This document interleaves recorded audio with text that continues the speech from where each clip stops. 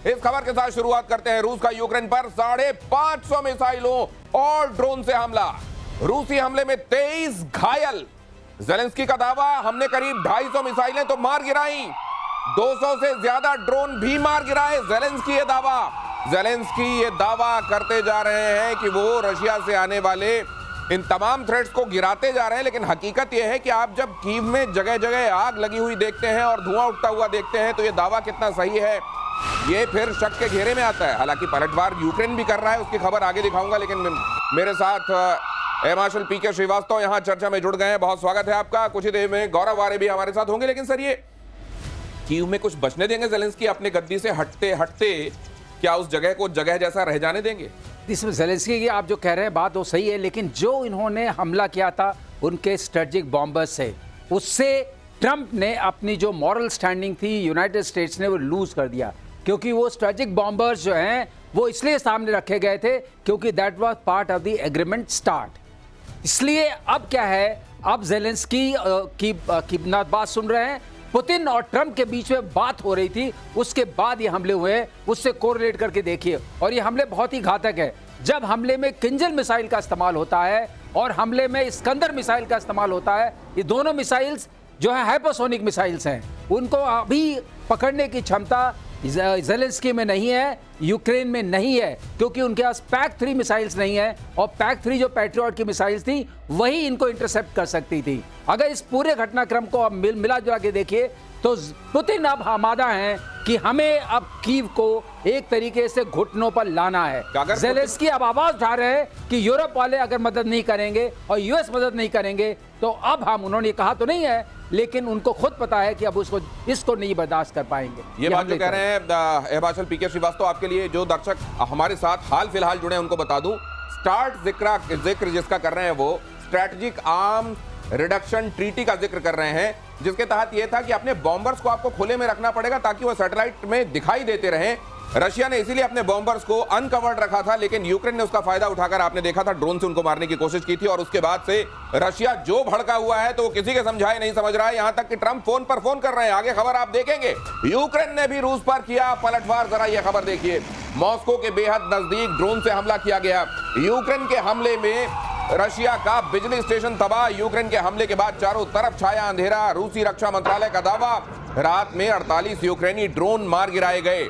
तो ये क्लेम और काउंटर क्लेम जो आप देख रहे हैं उसके बीच आप ये देखते हैं कि अगर कीव में या यूक्रेन में एक बड़ी सी जगह आपको सुलगी हुई दिखाई देती है तो ऐसा इक्का दुक्का धुआं आपको रशिया में भी कभी कभार उठता हुआ दिखाई दे जाता है। लेकिन वो लोग सर ये इसको दिखाते हैं अपनी कामयाबी के तौर पर और इस बात के डिस्प्ले के तौर पर कि आप हमको हथियार दीजिए, देखिए हम रूस को दहलाएंगे। ये वो देते हैं सिर्फ, आई थिंक इसे कहते हैं ना कि हमने भी कुछ किया, ये उस कैटेगरी में आता है। लेकिन इससे मिलिट्री जो उनका स्ट्रक्चर है या उनका जो रशियन जो मारक क्षमता है उसमें कोई कमी नहीं आएगी।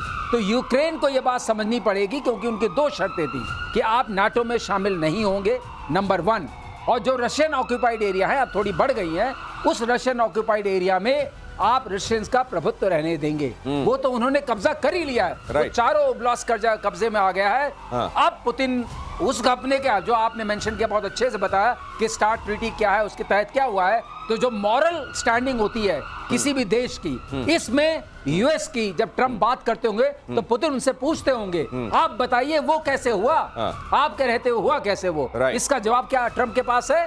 इसलिए वहां बात हो रही है और यहाँ मारपीट चल रही है, बातचीत हो रही है, मारपीट भी चल रही है। और सिर्फ यहाँ के मामले में नहीं है, आप जरा उधर इजराइल ईरान वाले मामले में भी देख लीजिए, इजराइल हमास वाले मामले में भी देख लीजिए। ऐसा अगर आप कहें कि पूरी तरीके से मामला शांत क्योंकि ट्रंप बीच में आ गए, दखलंदाज हो गए, तो ऐसा नहीं है। और इससे ट्रंप की अथॉरिटी भाई सवालों के घेरे में। अगली खबर, तेहरान पर इजरायली हमले का नया वीडियो। इजराइल की मिसाइल से उड़ी बिल्डिंग। देखिए जरा कितने खतरनाक हमले किए गए थे। ये देखिए जरा, इसको फुल फ्रेम दिखाइए कैसे परखचे उड़ रहे हैं उस जगह के जहां पर यह हमला किया गया। यहां पर जैसे ही इजराइल की मिसाइल आकर टकराती है, अब ये पता नहीं ये एरियल अटैक मतलब फाइटर जेट से किया गया हमला था या मिसाइल था, क्या था सर, आप बता पाएंगे देख के? देखिए जो जिस तरह का ये हमला दिख रहा है,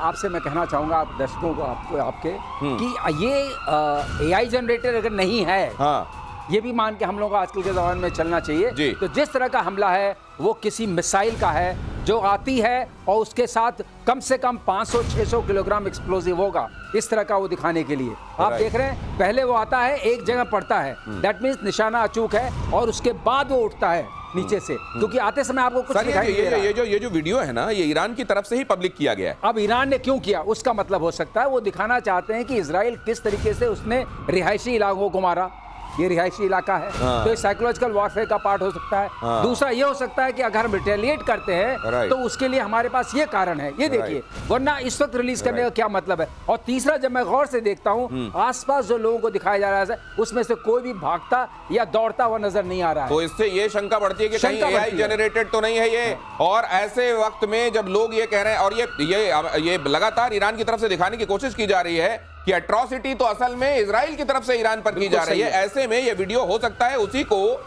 को एस्टैब्लिश करने के लिए एक बार फिर से लोगों के सामने रखा गया हो। अगली खबर देखिए, चीन की अमेरिका को डायरेक्ट चेतावनी, ईरान पर हमले को लेकर निंदा की चीन ने, कहा हम ईरान के साथ खड़े हैं।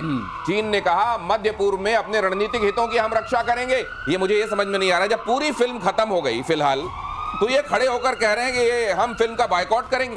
देखिए ऐसा है, पहले ये बैठे हुए थे, हाँ? अब इन्हों का हम खड़े हैं। अच्छा, जैसे होता है ना कि आप जब फिल्म खत्म हो जाती है, हाँ। अब जनगण मन होता है तो आप खड़े हाँ, जाते हैं, हाँ। तो ये जनगण मन वाला नहीं, अब तो क्रेडिट रोल भी नहीं चल रहा है, अब तो अंधेरा है कंप्लीट है, लेकिन खड़े हो गए, क्योंकि लोगों को बता दिया भाई हम खड़े हैं। हाँ। और खड़े हैं तो कैसे खड़े हैं, जब मारपीट हो रही थी तो आप कहाँ अड़े थे, वही तब अड़े थे, अब खड़े हैं। हाँ। तो वही वाला है। लेकिन एक चीज है कि चीन का और ईरान का रिश्ता एक तरीके से बहुत इन्वेस्टेड है। चीन बहुत इन्वेस्टेड है क्योंकि उसका 80% तेल वहां से आता है, स्ट्रेट ऑफ हॉर्मुज से, BRI का कनेक्शन वहां पर है, और वहां से ड्रोन्स जो हैं, वो ड्रोन्स में जो भी सामान जाता है उसकी सप्लाई चेन जुड़ी हुई है चाइना के साथ, और ये उस ड्रोन का उनको देते हैं। इसका तो मिलिट्री इक्विपमेंट का साझा है, स्ट्रेट ऑफ हॉर्मुज का अपना बड़ा वो है, BRI का है, तो इकोनॉमिक, पॉलिटिकल, मिलिट्री सारी चीजें उसमें निहित हैं। और उनको पता है कि ईरान को जिंदा रखना चीन की एक तरीके से बहुत बड़ी मजबूरी है, political, military and financial, right. इसलिए वो कर रहे हैं। ये इसलिए किया जा रहा है क्योंकि बहुत ज्यादा स्टेक्स हैं ईरान में। अब अगर ये नहीं होता तो सोचिए फिर ये जो एक तरीके से बिरादर होने वाला दावा है, ये कितनी बिरादरी निभा रहे हैं, ये आप समझ लीजिए। यहां जब ज्यादातर तेल वहीं से आ रहा है, वहां BRI का भी आप समझ रहे हैं कि वो रूट में आ रहा है, तमाम तरह के जब स्टेक्स इन्वॉल्व हैं, तब चाइना केवल मुंह चलाकर या एक फाइटर J-10C, एक फाइटर दिया सर, एक, और एक को लेके आगे वो खबर दिखाता हूं सर, अभी रुकिए जरा थोड़ी देर। ये खबर देख लीजिए, ईरान को मिला चीनी फाइटर प्लेन J-10C PL-15, लंबी दूरी की हवा से हवा में मार करने वाली मिसाइलों से लैस इजराइल के F-35 stealth fighter jet J-10C को चीनी कंपनी चेंगडू एयरक्राफ्ट कॉर्पोरेशन ने बनाया है। J-10C दिया और साथ में कहा कि हम मिडिल ईस्ट में अपने हितों की रक्षा करेंगे। इतनी देर बाद, बहुत देर बाद, और बहुत कम देर आयद और बहुत कम आयद। आपने देखा था ऑफ सिंदूर में J-10C तो पाकिस्तान के पास भी था, PL-15 भी था, और बहुत सारे थे। हुआ क्या, सिरसा के मैदान में गिरा हुआ पाया गया। तो वो कहते हैं ये J-10C से तो अब लोगों ने डरना बंद कर दिया है, एक तरीके से लोगों ने चाइनीज हथियारों से ही डरना बंद कर दिया है। नहीं, और इसमें ये सर एक आया है, और वहां ईरान में उसको ट्वीट किया जा रहा है कि अब ये देखिए कैसे इजराइल के छक्के छुड़ाएगा एक फाइटर जेट। यही बात है, इसी कहते हैं।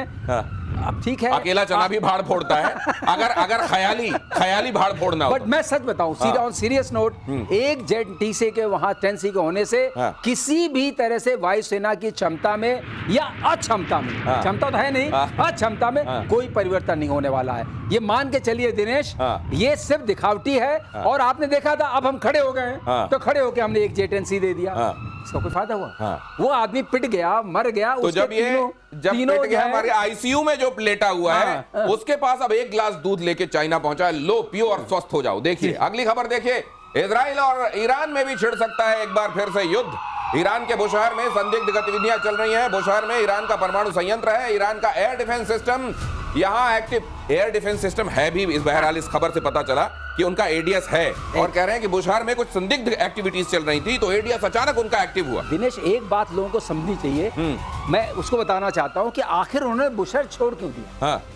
आपके मन में शंका आई होगी ना कि तीनों को मारा, नतान्स को मारा, फोर्दो को तो मरवा इस्फहान दिया, को मारा। इस्फहान को मारा, हाँ। इसको क्यों छोड़ा? हाँ। ये तो न्यूक्लियर पावर प्लांट है। राइट। यहां पर आती है बात। इसको इसलिए नहीं मारा, इसके लिए कुछ उनके पास लोग बच गए हैं, क्योंकि अगर आप न्यूक्लियर पावर प्लांट पर अटैक करते हैं जो आप कहते हैं रेडिएशन डिस्पर्सन, रेडिएशन, हाँ। और रेडिएशन में क्या चक्कर है कि यहाँ ज्यादातर हवा चलती है ईरान से ओमान की तरफ, सऊदी अरेबिया की तरफ, तो उधर पूरा उधर रेडिएशन चला आता। तो अब ये क्या कर रहे हैं, इजराइल पूरी वॉच कर रहा है, पूरा देख रहा है कि क्या है, क्या यहाँ पर कुछ तो ला रहे इन्होंने हैं। वहीं 400 किलो नहीं तो सरका दिया वहीं ले जाकर। हाँ, उसी के चक्कर में पड़े हुए हैं। तो ये सारी चीज बन करके ये मामला है। तो अब इसको निरीक्षण में रखा है, अगर कुछ करेंगे तो ह्यूमन के सहारे करेंगे, ऊपर से बम मारने की मैं आशंका नहीं करता हूं। उसका रीजन ये है, तो बुशहर में लगता है टोह लेकर ये गए टोह हैं। लेके गए और इनको सामने दिखा होगा, आंखों से दिखा होगा, लेकिन हाँ। इन्होंने ये नहीं कहा होगा कि आंखों से दिखाएं। उनका हमारे एडीएस एक्टिव हो गए और उन्होंने देखा है। मेजर गौरव आर्य और बढ़िया समझाएंगे, और ये आ गए स्टूडियो में, और बहुत दूर से और काफी देर से आपका इंतजार चल रहा था, लेकिन आखिरकार आप स्टूडियो आए, धन्यवाद। और ईरान ने फिर दिखाया मिसाइल पावर। देखिए जरा मसल फ्लेक्सिंग हो रही है, जब पूरी कुश्ती खत्म हो गई तब ताल ठोकी जा रही है। ईरान के शक्ति प्रदर्शन से अमेरिका तक मचा हड़कंप। आईआरजीसी चीफ ने कहा कि हमला हुआ तो करारा जवाब देंगे।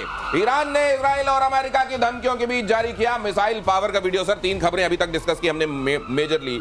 चाइना जो है वो कह रहा है कि मिडिल ईस्ट में हमारे जो इंटरेस्ट हैं उनकी हम हर कीमत में रखवाली करेंगे, और ईरान के साथ हम खड़े हुए हैं। सारी फिल्म खत्म हो गई, अब वो आए। दूसरे उन्होंने एक J-10C दिया है, उसको ट्विटर पे मैं देख रहा हूं कि तमाम जगहों पर सर्कुलेट करके अब हम इजराइल से निपटेंगे, ईरान की तरफ से कहा जा रहा है। और ये खबर भी आप देख ही रहे हैं, ईरान ने अपनी मिसाइलों का जखीरा डिस्प्ले किया है कि देखो हमसे जो टकराएगा वो चूर चूर हो जाएगा। भाई साहब, जब ईरान को ठोका जा रहा था, जब ईरान के एयर स्पेस पे, जैसा सर 50 बार बता चुके हैं, रिफ्यूलिंग हो रही थी, जब उनके F-35 मंडरा रहे थे तेहरान के आसमान के ऊपर, तब चाइनीज कहां थे?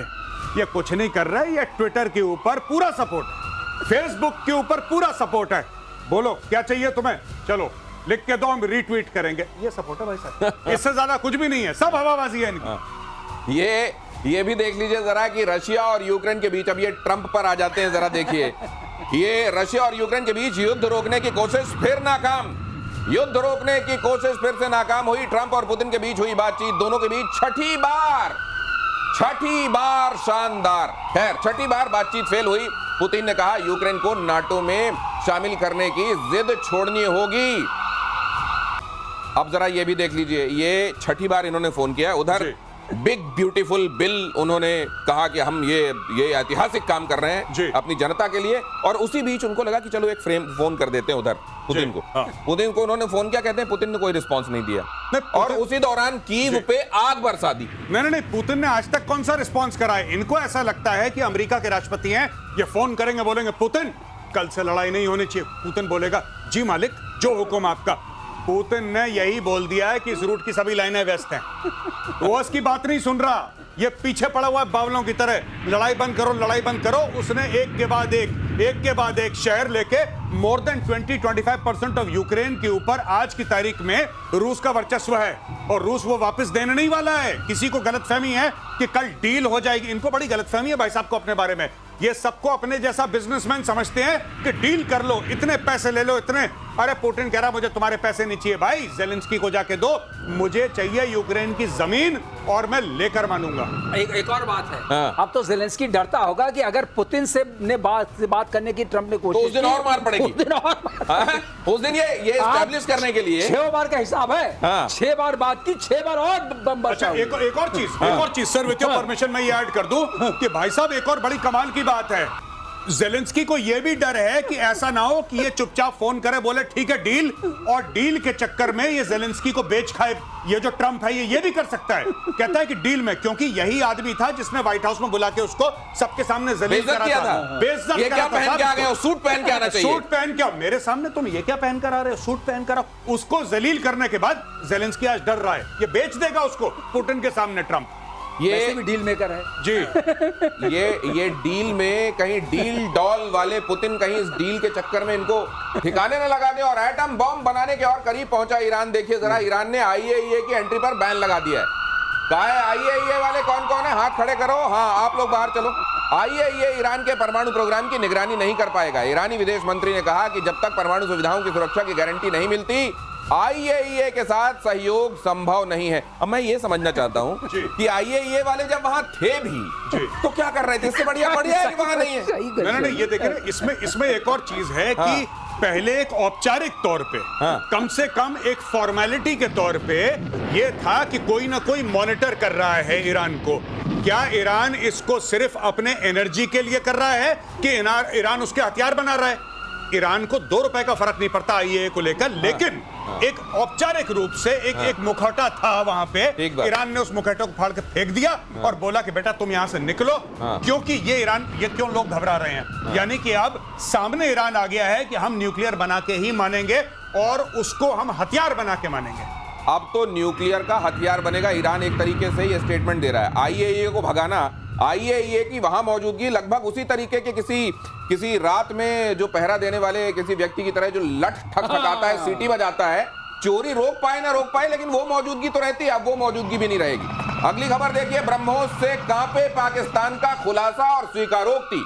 शहबाज शरीफ के विशेष सलाहकार राणा सनाउल्लाह खान ने खुलासा करते हुए कहा है कि भारत ने जब ब्रह्मोस मिसाइल से नूर खान एयरबेस पर हमला किया था, उस वक्त पाकिस्तान के पास सिर्फ 30 से 45 सेकंड थे रिएक्ट करने के लिए, और उन्होंने कबूल किया कि जब यह मिसाइल एयरबेस पर गिरी तो पाकिस्तान सरकार के पास पलक झपकाने तक का टाइम नहीं था।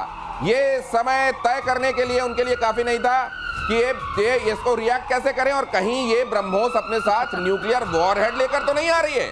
लेकिन ये जीत गए, लेकिन जीत गए पाकिस्तान, जीत गए। तो राणा सनाउल्लाह साहब को तो मैं मुबारक, सर जीत आप गए हैं। चाहे उस 45 सेकंड में आपके हलक के अंदर आपकी जान रुक गई हो, चाहे आपका बैंड बज गया हो नूर खान और 10-12 ऐसे बेसिस में, चाहे तबाही मच गई हो पाकिस्तान में, लेकिन जीत आप गए हैं सर, मुबारक हो, वेल डन राणा। अफरीदी को भी एक बार कह देना। अफरीदी तो वो रजाई की तरह है जिसको सर्दियों में निकाला जाता है, फिर धूप देके अफरीदी को वापस फोल्ड करके अंदर डाल दिया।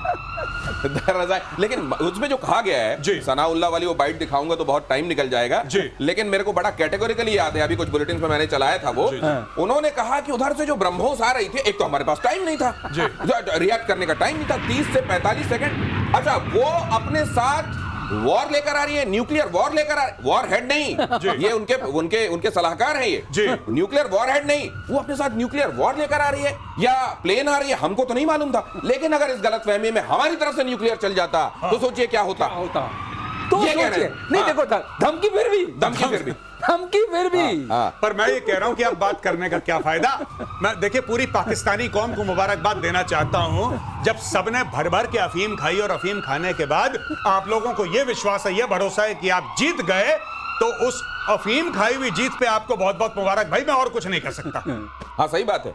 बहुत सारे लोग ऐसे होते हैं जो आप देखिए रात के समय जैसे ही उनके ऊपर नशा हावी होता है, वो दुनिया के सिकंदर होते हैं और उनसे सब उनके पैरों के नीचे होते हैं, और उनकी उस समय भाषा भी सुनिए, उनकी भाषा ऐसा लगता है कि भाई साहब इनके आगे कोई बोल सकता है क्या। लेकिन जैसे ही सवेरे फिर हैंगओवर पकड़ रहे होते हैं अपना, ये अभी तक ये, लेकिन राणा सनाउल्लाह को ये मालूम होगा न्यूक्लियर वॉरहेड क्या होता है और वॉर क्या होता है। नहीं, मुझे लगता है राणा सनाउल्लाह को किसी ने स्क्रिप्ट दी, फिर बीच में वो हेड लिखना भूल गया, तो जो था उसने। लेकिन मजे की बात, आप जिनके बारे में अक्सर बताते हैं, वो हामिद मीर उनका इंटरव्यू ले रहे थे। जी। हामिद मीर ने अभी 2 दिन पहले एक और बड़ी बात कह दी है कि वो इजराइल हो या भारत हो, दोनों के न्यूक्लियर केवल पाकिस्तान तबाह कर सकता है। बिल्कुल, मैं मुबारकबाद देता हूं हामिद मीर को।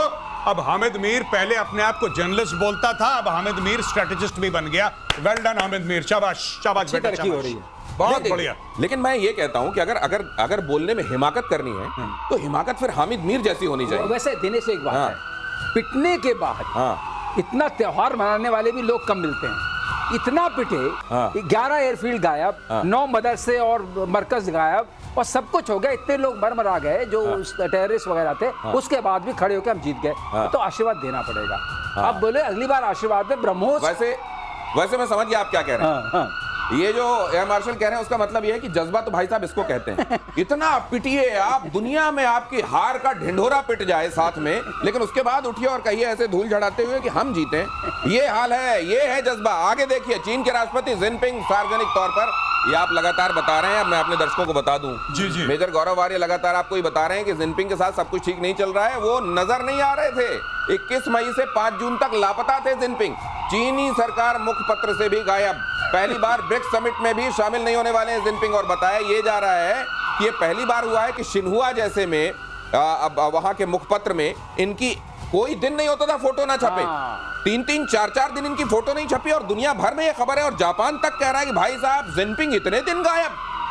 भले ही वो कहीं भी गायब रहे लेकिन कम से कम अखबारों में दिख जाता था। नहीं बिल्कुल, मैं एक बात ये कहना चाहता हूं कि ऐसा नहीं कि किसी बाहरी ताकत ने शी जिनपिंग पर हमला करा, ये बात नहीं है, लेकिन उसके अंदर ही उसके खिलाफ coup की तैयारी चल रही है। ये वेस्टर्न मीडिया भी डिस्कस कर रहा है, ये वेस्टर्न इंटेलिजेंस रिपोर्ट्स भी कह रही हैं कि अब लोग परेशान हो गए, रियल एस्टेट बस्ट हो गया वहां पे बैंक बंद हो गए, वहां पे अनएम्प्लॉयमेंट हैज क्रॉस 15% और जो सुनहरा सपना दिखाया था चीनी कौम को कि ठीक है अब वो चीनी कौम कह रही है कि चीनी कम, वो चीनी कम पे आ गए हैं आज की तारीख में और इसका रिप्लेसमेंट तैयार किया जा रहा है। सर दिनेश, इसकी दो चीजें खास हुई हैं जिसकी वजह से लोग इनके पीछे पड़े हैं। एक तो इनकी जो डेट डिप्लोमेसी थी कि हम जाएंगे, चीजों खरीदेंगे, लोगों को लोन दे देंगे, लोन वापस मिले ना मिले, लोग हमारे साथ होंगे, जितने देशों को डोट दिया। तो पैसे और दूसरा BRI में जो इन्वेस्टमेंट किया, कहीं से कोई चीज वापस नहीं आई है और पूरा रियल एस्टेट गिर गया यहाँ। लेकिन सर ये तो सारे पोस्ट तो इन्होंने कब्जा कर रखे हैं। इसीलिए सबके लिए जिम्मेदार यही हैं। और उसके लिए जो इनका होता है एक स्टैंडिंग कमिटी ऑन पॉलिट ब्यूरो जिसमें 7 ही लोग होते हैं, वो 7 लोग जो है जो अंदर बातचीत करते हैं उसकी रिकॉर्डिंग भी नहीं होती है, वो 7 सबसे यहाँ सबसे पावरफुल लोग होते हैं पूरी पार्टी के, उनमें भी इनकी मौजूदगी नजर नहीं आ रही है। खबरों से आ रहा है अब ये मतलब कि तख्ता पलट अंदर से जरूर हुआ है और हून जिनताओं की जो क्लिकें थी वो एक्टिव हो गई है। अब ये भी कहा जा रहा है कि ब्रिक्स में ऐसा कभी नहीं हुआ 12 साल के अपने कार्यकाल में कि ये ना पहुंचे ब्रिक्स। बिल्कुल, लेकिन पहली बार प्रधानमंत्री ली कीयांग जाने वाले हैं उसमें मतलब ये तो बहुत बड़ा इशारा है कि इनके साथ गड़बड़ है। हू जिनताओ वही है जिनकी इन्होंने पब्लिकली बेइज्जती करी थी, जो बगल में बैठा हुआ था और शी जिनपिंग ने ये बोला था सिक्योरिटी को कि इस आदमी को ले जाओ, यहां से बाहर ले जाओ, उसने इशारा करा था और वो इसके पहले चाइना का माई बाप था। जस्ट इमेजिन जिस लेवल पे हू जिनताओ था, वो तस्वीरें तो बहुत देखी गई हैं। वो बगल से उठ रहे हैं, वो सिक्योरिटी वाला लेके जा रहा है बाहर, बड़ी बेइज्जती वाली बेइज्जती उन्होंने करी। और चाइना का एक और चीज बता दूं, चाइना का कल्चर है कि सरेआम सैक नहीं करते, वो धीरे धीरे धीरे इंसान को इररिलेवेंट कर देते हैं। मेन मीटिंग होती है उसमें कोई आता ही नहीं, मेन मीटिंग होती है इनको बताते ही नहीं। इस तरीके से चाइना धीरे धीरे जलील करके आदमी को निकाल देता है, जैसे शी जिनपिंग ने हू जिनताओ को करा था। अब इसी के साथ वही हो रहा है। अब ये भी कहा जा रहा है कि इनके सिर की भी एक मिनिमम इन्वेजिव सर्जरी शायद हुई है 2024 में और वो अब धीरे धीरे सामने आ रहा है क्योंकि इनके सिर में निशान बहुत गोपनीय रखते हैं ना हर चीज को। अब पता चल रहा है कि एक्चुअली ये सर्जरी से भी जाती है और उसके बाद ये उतने एफिशिएंट नहीं रह गए। दिनेश, इतने गोपनीय कि यही गोपनीय हो गए पूरा मामला गोपनीय चल रहा है और अब सब लोग इस पर चिंता कर रहे हैं गए कहां। तो गए कहां हम सब जानते हैं कहां गए। हू जिनताओ को इन्होंने गायब किया, अब उनका क्लिके सामने। तो ये बड़ी अच्छी बात अभी एयर मार्शल श्रीवास्तव कह रहे हैं। आप अपनी जिंदगी में भी देखिए ना, आप जिस चीज का काम करेंगे, अगर आप इत्र का काम करते हैं, इत्र हाथ से महकेगा, वहां इतनी गोपनीयता बरती जाती है, इतना चीजों को क्लैंडस्टाइन रखा जाता है, खुद ही गोपनीय होने की तरफ चल पड़े। 1971 युद्ध पर बिलावल भुट्टो का बयान, चलिए सुन लीजिए इसको, अजीबोगरीब बयान। ये जो माल फूंकने वाली बात कहते हैं ना मेजर गौरव आर्य, देखिए माल फूंकना कैसे होता है। बिलावल भुट्टो का अजीबोगरीब बयान, पाकिस्तानी डिक्शनरी में सरेंडर जैसा कोई शब्द ही नहीं है।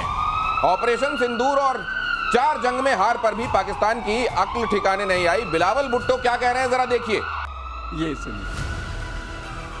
और हमारे प्रोड्यूसर कह रहे हैं कि कहां से आप टाइम वेस्ट कर रहे हैं, जो इनको चाहिए वो ढूंढ लेंगे। इन्होंने कहा यह है कि there is no word as surrender in Pakistan dictionary. इसी का नाना भीख मांगने गया था शिमला, जो ये कह रहा है ना कि सरेंडर नहीं। जुल्फिकार अली भुट्टो गया था 1972 में शिमला और श्रीमती इंदिरा गांधी के सामने गिड़गिड़ाया था। यही गिड़गिड़ाया था, पैर पे गिर के श्रीमती इंदिरा गांधी जी के सामने गिड़गिड़ाया था इसका नाना, जो आज कह रहा है सरेंडर नहीं है। 92,000 पतलून आज भी ढाका में है, उसका म्यूजियम बना देना चाहिए। बांग्लादेशियों, एक म्यूजियम बनाओ जिसमें सारी की सारी पाकिस्तानियों के पतलूने वहां पे टांगी हैं। ये देखिए ना, ये इसको कहते हैं चमचागिरी। ये क्या चाहता है कि जिस दिन शहबाज हटे तो मुझे गद्दी पे विराजमान कर दें ये लोग, ये चाह रहा है ये।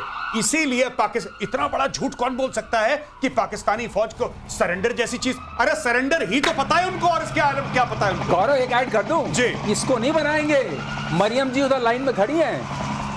अब सर ये बात आप ठीक कह रहे हैं, वो इसलिए क्योंकि केमिस्ट्री की बात भी की जाती है। मरियम जी का जो हाँ, वो जो आप नहीं कह रहे वो दर्शक समझ रहे हैं। लेकिन क्या वो इतना प्रगाढ़ चल रहा है मामला? बहुत प्रगाढ़, क्योंकि बनाना इन्हीं को है, मार्शल जी को। ओ तो फिर फील्ड मार्शल। तो ये बिलावल अपनी मिट्टी पलीत करने में क्यों, ये इतना सारा कह भी देगा, आने वाले दिनों में हलक पे फंस भी जाएगा, लोग हाथ डाल के निकालेंगे क्या कहा था बोल फिर से, और फिर वहां वो गद्दी भी नहीं मिलेगी, तो ये फिर क्यों कर रहे हैं? गुनाह बेलज्जत हो जाएगा। कुछ चीजें होते हैं ये कहते हैं कि गुनाह बेलज्जत नहीं किया जाना चाहिए, अगर गुनाह करो तो कम से कम उसके एवज में कुछ मिलना चाहिए। तो फिर ये एवज क्या होगी इनकी, क्या मिलेगा इनको? इनका कुछ नहीं, इनकी एक उम्मीद है। और इनके साथ ये सबसे बड़ी प्रॉब्लम है कि मेरा नाना फलाना था तो मेरी माँ फलानी थी तो मेरा बाप फलाना है, तो इसलिए मुझे, इसको क्यों एक्सटर्नल अफेयर्स मिनिस्टर बनाया गया था? आप समझ लीजिए, पाकिस्तान कहता है कि only Muslim nuclear country in the world, only nuclear Muslim, और उनका टैगलाइन ही यही है, कॉलर ट्यून ही यही है कि ओनली मुस्लिम न्यूक्लियर कंट्री। ओ भाई, तुमने कल के बच्चे को क्यों बनाया और खड़ा किसके सामने कर दिया? डॉक्टर जयशंकर के क्या ये तस्वीरें वो देखते नहीं होंगे? बिलावल क्या ये तस्वीरें नहीं देखते होंगे? ये सिलेबस से बाहर कर दिया है। ये देखिए साहब, ऐसा है, ये बताइए जरा मेजर गौरव आर्य, क्या तस्वीरें हैं ये हमारे दर्शकों? ये पाकिस्तान जब जीता था, जब पाकिस्तान 1971 में जंग जीता था, और पूरी तरह से, ये जो है पूरी तरीके से पाकिस्तान ने लाल किले पे जब सब्ज परचम लहराया था और भारत ने अपनी जीत तस्लीम करी थी, हार तस्लीम करी थी, सॉरी हार तस्लीम करी थी, उसकी कहानी है। अरे बिलावल सही बोल रहे हैं, इस फौज ने कहां सरेंडर देखा है साहब? ये इस तरीके से कौन पतलूने उतारते हैं? ये बिलावल से पूछा जाना चाहिए कि ये पतलून उतारते हुए पाकिस्तानी नहीं है क्या? क्या इस तरीके से सरेंडर करते हुए और वहां दस्तखत करते हुए क्या वो सरेंडर के अच्छा वो कागज इनके पास भेजा जाए तो उससे ही मुकर जाएंगे क्या? ये सबसे मुकर जाएंगे। इन्होंने पता है पाकिस्तान स्टडीज में अपने बच्चों को क्या सिखाया है पाकिस्तानियों ने? इतनी मक्कार कौम है ये पाकिस्तानियों की, इन्होंने अपने बच्चों को ये सिखाया है कि वो लड़ाई हम जीत गए थे, वो 1971 की लड़ाई पाकिस्तान जीत गया था, लेकिन भारत ने कुछ साजिश करी है। अच्छा ये बताइए, जिस दिन सरेंडर हुआ जी, उस दिन तक वहां का अखबार डॉन ये छाप रहा था कि हम आखिरी दम तक लड़ाई लड़ते। अरे वहां सरेंडर हो गया, तुम आखिरी दम तक लड़ाई लड़ते? पूरे कुएं में भांग घुली है क्या? उन्होंने ये भी उन्होंने यहां तक बोला था कि साहब हम बस जीतने वाले हैं, किसी भी दिन आपको खुशखबरी मिल सकती है, और काफिरों को इतना मारा है कि काफिर हाथ जोड़ के रो रहे हैं हमारे सामने, क्या मालिक माफ कर दो मालिक। गौरव, वो किस्सा भी तो बता दो जो याया जो बैठे अंदर दारू पी रहे थे, हम तो जीत ही गए। मैं वो किस्सा बता नहीं सकता सर, फैमिलीज देखती हैं। इनका जो डिक्टेटर था याया खान, याया खान के कमरे में 3 दिन तक उसका एडीसी खटखटा रहा था कि सर प्लीज हम लोग हार रहे हैं, Dhaka is fallen, sir please Dhaka गिर चुका है, आर्मी सरेंडर करने जा रही है, सर प्लीज कुछ करें आप राष्ट्रपति हैं पाकिस्तान के। वहां से सिर्फ एक आवाज आई, डू नॉट डिस्टर्ब। शराब के नशे में, और XYZ he was busy. Now अब आप अपने हिसाब से XYZ समझिए, हम आप प्रबुद्ध हैं सब, और अब टुकड़ों में जाएगा ब्रिटिश नेवी का फाइटर। अगली खबर देखिए जरा, ये जो है ये जिसके आसपास बड़ा मिस्ट्री बना के रखी जाती है ना कि हमारी बड़ी खतरनाक मशीनें, देखिए उसका क्या हाल हुआ पड़ा है। ये केरला में खड़ा हुआ है, और अब तो कहते हैं केरला में सर इसको लेके मीम बन रहा है कि जो केरला आता है वो नहीं जाता है। इसको देख लो, F विमान को देख लो। अब बहरहाल 14 जून से तिरुवनंतपुरम एयरपोर्ट पर F-35 खड़ा हुआ है। रिपेयरिंग के बाद भी फाइटर उड़ान भरने की हालत में नहीं है। 14 जून को फाइटर की इमरजेंसी लैंडिंग हुई थी। HMS Prince of Wales carrier strike group का हिस्सा, सुनने में बड़ा वजनी नाम आपको लग रहा होगा, लेकिन हालत देखिए क्या है। और कहा अच्छा, इसको ये भी कहा गया कि ऐसे खुले में मत रखो, बहुत तुम्हारा कीमती है, चलो हैंगर में। कहते हैं इनको इस बात का डर था कि वो स्टडी ना कर लिया जाए मार्शल सर। ऐसा है ना, वो इतना गुप्त इसीलिए रखा जा रहा है कि अब ये गुप्त तरीके से इसको इसके विंग्स निकाले जाएंगे, इसका टेल निकाला जाएगा, तब ये इतना कंपैटिबल हो जाएगा। इसलिए इसको गुप्त रखा जा रहा है ताकि इसको जो रोग हो गया है वो गुप्त ही रहे।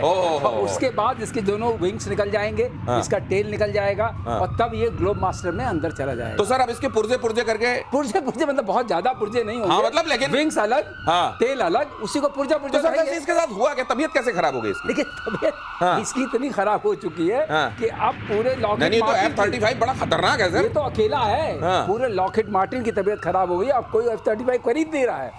लोग कह रहे भाई साहब तो कहीं चला गया, ऊपर से केरला वाले कह रहे हमारे यहाँ जो आता है वो जाता नहीं, क्योंकि हम इतने सुंदर देश हैं। तो अब ये वाली बात आ गई है, गॉड्स ओन कंट्री। अब ये डर का माहौल फैल गया है। ये आप अगर सीरियसली स्पीकिंग अगर मुझसे पूछेंगे तो इनका जो भी इनके पास टूल्स टेस्ट इक्विपमेंट लेके आना था, वो इनके जो हम कहते हैं BRD base repair depot level जो होता है उसमें नहीं हो सकता है, इसको OEM के पास ही जाना पड़ेगा। अच्छा अच्छा अच्छा ओरिजिनल अच्छा। इक्विपमेंट original मैन्युफैक्चरर के equipment पास manufacturer ये के लॉकहीड पास मार्टिन ये जाएगा। ये लॉकहीड मार्टिन जाएगा। हाँ। और ये बात कि जहाज उतरे तो सर, ना ये उड़ इसको लेके सके, बहुत सारी- आज तक मैंने ये घटना एयरफोर्स में नहीं देखी। सर इंडियन जैसे किराना हिल्स के इर्द गिर्द बहुत सारी मिस्ट है, इसके इर्द गिर्द भी बहुत सारी इस तरह की धुंध है। हाँ। कुछ कह रहे हैं कि इलेक्ट्रॉनिक वॉरफेयर वाले मामले में कुछ हमने इधर से सिग्नल भेजे, कुछ ऐसा हुआ कि मामला ऐसा फंस गया कि इनको लैंड ही करना पड़ा। कुछ कह रहे हैं फ्यूल वाला मामला था। बहुत सारी चीजें चल रही है। एक्चुअली क्या हो सकता है सर? देखिए पॉसिबिलिटी, अब सीरियसली हमारा शो तो वैसा है ना, हाँ। लेकिन सीरियसली स्पीकिंग हाँ। पॉसिबिलिटी यह है कि ये उतरे किसी इमरजेंसी की वजह से हाँ। जो गलत अनाउंस की गई। ओह। फ्यूल की इमरजेंसी मैं मानता नहीं हूँ। अच्छा। क्योंकि अभी तो आप टेक ऑफ किए थे वहां से, राइट। तो आपने सब कुछ किया होगा। वेदर की इमरजेंसी नहीं मानता हूँ, क्योंकि अगर वेदर खराब होता, वो प्रेडिक्टेबल होता, तो आपको क्यों कोई टेक ऑफ करने देता? तो ये F-35 का मार्केट इससे क्या मतलब, क्या उसको? देखिए रेपुटेशन बहुत ज्यादा खराब हुई है। हाँ। कोई भी जहाज खराब हो सकता है, और ये पहली बार नहीं है कि F-35 खराब हुआ है। हाँ। लेकिन इतना समय लग गया, खुले में पड़ा रहा, लोग उसकी मजाक उड़ा रहे हैं। जाहिर सी बात है कि इस प्लेटफॉर्म पे जो ग्लोबल कॉन्फिडेंस था वो कम हुआ है। लेकिन इसके बावजूद मैं आपको बात बोलूं कि जो कॉन्स्पिरेसी थ्योरीज चल रही है ना सोशल मीडिया में जी। कि ये कर दिया और भारत ने उसकी टेक्नोलॉजी देख ली, ये सब नहीं है। हाँ। बट मुझे ऐसा लगता है, जो मैं मानता हूं, सर ने बोला बिल्कुल बात ठीक बोली है, इसमें ऐसी खराबी हुई है कि इंग्लैंड के, यूके के बस का नहीं है इसको ठीक करना। अब ये जाएगा जिसको हम फौज में कहते हैं बेस वर्कशॉप। अब ये वहां पे पाना वाना लगा के इसका एक स्क्रू लेवल टाइट करा ऊपर, जाएगा। हाँ, एक लेवल ऊपर ओरिजिनल इक्विपमेंट मैन्युफैक्चरर के पास ही जाएगा। हाँ। क्योंकि कुछ सुविधाएं हाँ। उन्हीं के पास होती हैं। फाइनल फ्रंटियर उसको मानते हैं, हाँ। जहां ये जहाज बना था। हाँ। अब बात ये आती है कि इसमें क्या हो सकता है, हाँ। वो वाली जो बात आती है, हाँ। क्या सॉफ्टवेयर की प्रॉब्लम हो सकती ठीक। है? अगर सॉफ्टवेयर की प्रॉब्लम होती तो इक्विपमेंट लाके रीलोड कर देते। तो आप कह रहे हैं मतलब कि ये मिक्स्ड है। इसका मतलब इसके अंदर जो अब इलेक्ट्रॉनिक, ये जो बीमारी है ये मायके जाके ही ठीक ये होगी। एम्बेडेड सॉफ्टवेयर है। चलिए अगली खबर देख लीजिए। रक्षा अधिग्रहण परिषद यानी डीएसी ने quick reaction surface to air missile QRSAM deal को दी मंजूरी। 36,000 करोड़ की लागत से खरीदी जाएगी ये मिसाइलें। थल सेना को 3 रेजिमेंट्स, वायुसेना के लिए 3 स्क्वाड्रन। क्या फर्क पड़ेगा सर इसके आने से? बहुत फर्क पड़ेगा। ये जो हमारा स्वाम ड्रोन्स का जो अटैक Threat होता है, है, हाँ, थ्रेट है, हाँ। उसको हैंडल करने में बहुत सक्षम रहेगी। अच्छा, क्योंकि ये पॉइंट डिफेंस के काम आएगी। जब हम पॉइंट डिफेंस करते हैं उसका मतलब some area which is space के हिसाब से छोटा है, अच्छा। उसके डिफेंस में काम आएगी। और इस पे जो मिसाइल लगे उसकी लागत भी कम है। तो अच्छा। ये एक तरीके से टेरराइजेशन बोलते हैं, हाँ। उस टेरराइजेशन में काम आएगी, लास्ट ईयर में काम आएगी। ये बहुत जरूरी है। और हम लगातार आपको बता रहे हैं प्रतिशोध में कि इस तरीके का एक्विजिशन, इस तरीके की मैन्युफैक्चरिंग इतनी स्पीड में कभी डिफेंस के सेक्टर में हिंदुस्तान में नहीं देखा गया। देखिए सेना 400 हाई मोबिलिटी रिकॉनेसेंस व्हीकल यानी HMRV खरीदेगी। मेक इन इंडिया के तहत बनाई जाएगी HMRV सर्विलांस सिस्टम ड्रोन से लैस होंगे। 2 सालों में HMRV की डिलीवरी शुरू हो जाएगी। सर ये क्या होता है HMRV? देखिए साहब, ऐसा है कि ये जो कर रहे हैं ना इसमें HMRV, sir this is that vehicle based thing that they are talking about. Right, yeah. Yes, vehicle based High mobility. Equipment, बिल्कुल sir, high mobility vehicle based equipment है और ये काफी चीजों में मदद करेगी। सर मैं हाई आपसे मोबिलिटी रेस्क्यू व्हीकल का रेस्क्यू व्हीकल, सर इसमें is it also a malfunctioning thing, how to take care of that or no? No, manufacturing नहीं है, लेकिन इसकी वजह से क्या होगा, जो रेस्क्यू व्हीकल आप बोल रहे हैं, हाँ। तो किसी भी चीज में जाकर के जहां हमें जरूरत पड़ी जी, वहां पर हम मैं वही जाके कह रहा था सुधार सर कि जहां जरूरत पड़ेगी। हाँ। ये बेसिकली क्या है कि जब कोई चीज खराब होती है सर, हाँ, बिल्कुल सही। जी, ऐसा है, जब ये- कोई चीज खराब होती है, अच्छा, that is what I, इसका बैकग्राउंड दे दूं। जितने भी पहले मिसाइल स्क्वाड्रन्स आते थे, उसमें एक रेस्क्यू व्हीकल रहती थी हमेशा। अच्छा। तो आपने अभी बहुत सारे ले तो लिए, उसको ले जाने के लिए वापस? नहीं वापस अगर- नहीं, हाँ। वहीं ऑन द स्पॉट ठीक करने के लिए। Okay, जैसे okay. F-35 खराब हुआ, कौन ठीक Right, करेगा? right, तो right. रेस्क्यू व्हीकल में आपके लॉजिस्टिक्स होती है, इसमें- सामान छोटे छोटे होते हैं, इसमें क्या और होता है equipment कि होता है। किसी भी वेपन प्लेटफॉर्म का जब खराब हो जाता है, टर्न अराउंड टाइम होता है कि भाई क्या आप उसको पीछे भेजोगे, आगे भेजोगे। हाँ। तो ये जो प्लेटफॉर्म है क्या करेगा कि जल्दी से जल्दी इसको वहीं पे ठीक करा और आगे बढ़ा। सही पकड़े हैं, ओह। बिल्कुल सही पकड़े हैं। वेपन प्लेटफॉर्म जितने तरह के होते हैं, कोई गड़बड़ी आए तो जाकर वहीं जगह पर ठीक कर देगा। ये इसकी खासियत होती है। बहुत धन्यवाद सर। आज थोड़ा लेट जुड़े आप, दर्शक मुझे कह रहे हैं और मुझे सुनाई दे रहा है, जी। कॉम्पनसेट कीजिएगा। धन्यवाद, जी, बिल्कुल। Thank you. Thank you so much. जय हिंद सर। अब इनके उससे बाहर की Thank you. बात की ना।